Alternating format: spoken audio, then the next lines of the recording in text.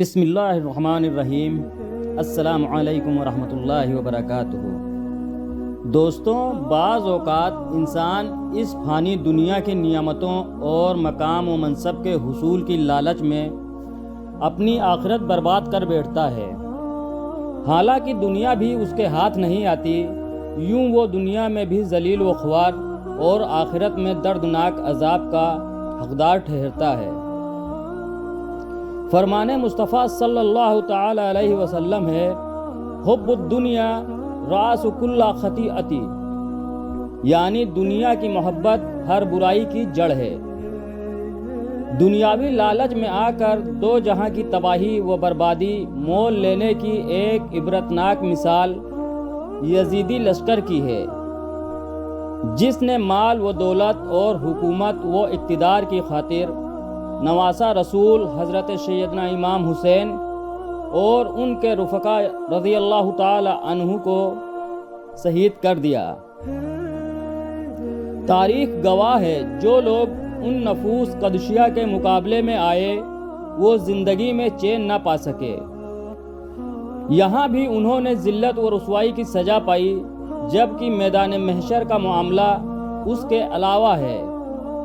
تقریباً 6000 تو مختار سقفی کے ہاتھوں ہلاک ہوئے۔ چند کا عبرتناک انجام یہاں ذکر کیا گیا ہے۔ حضرت سیدنا امام حسین رضی اللہ تعالی عنہ کا قاتل سنان بن انس نخعی ایک بار لوگوں کے درمیان کھڑا ہوا اور کہنے لگا، میں نے امام حسین رضی اللہ تعالی عنہ کو قتل کیا ہے۔ یہ کہہ کر وہ اپنے گھر چلا گیا۔ اچانک اس کی زبان بند ہو گئی، عقل جاتی رہی۔ اس کی یہ حالت ہو گئی کہ جہاں کھاتا تھا وہیں پیشاب و پاخانہ کرتا تھا۔ ابن سعد، شمر کیش ابن اشعث کندی، خولی ابن یزید، عبداللہ بن کیس، یزید بن مالک اور باقی تمام اشقیاء بدبخت جو حضرت امام رضی اللہ تعالی عنہ کے قتل میں شریک اور سعی یعنی کوشش کرنے والے تھے، طرح طرح کی عقوبتوں تکلیفوں سے قتل کیے گئے اور ان کی لاشیں گھوڑوں کی ٹاپوں سے پامال کرائی گئیں۔ سوانح کربلا حضرت سیدنا عمارہ بن عمیر رضی اللہ تعالی عنہ فرماتے ہیں، جس وقت ابن زیاد اور اس کے ساتھیوں کے سر لا کر رکھے گئے تو میں بھی ان کے قریب گیا۔ اچانک ایک شور سا بلند ہوا کہ وہ آ گیا۔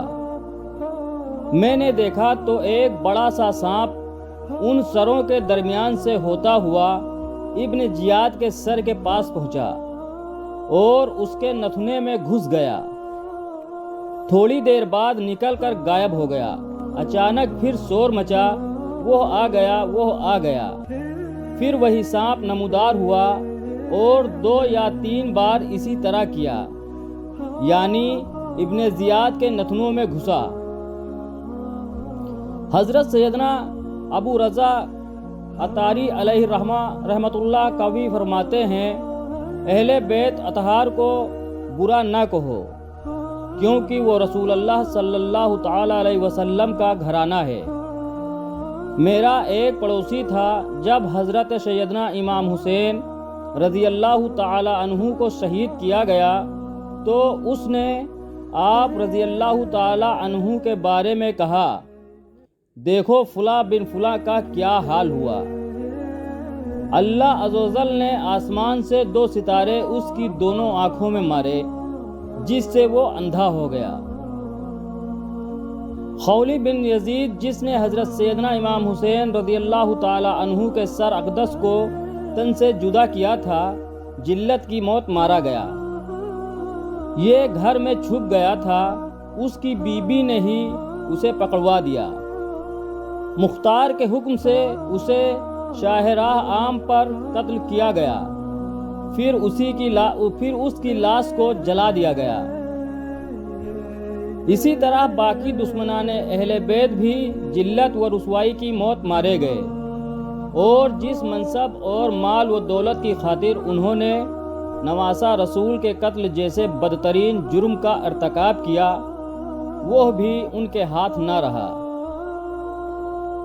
اس واقعہ سے عبرت حاصل کرتے ہوئے ہر انسان کو چاہیے کہ اپنی آخرت کو دنیا پر ترجیح دے اور کسی بھی بڑی سے بڑی چیز کی لالچ میں آ کر اللہ عز و جل اور اس کے رسول صلی اللہ تعالی علیہ وسلم کی نافرمانی نہ کرے۔ جزاکم اللہ۔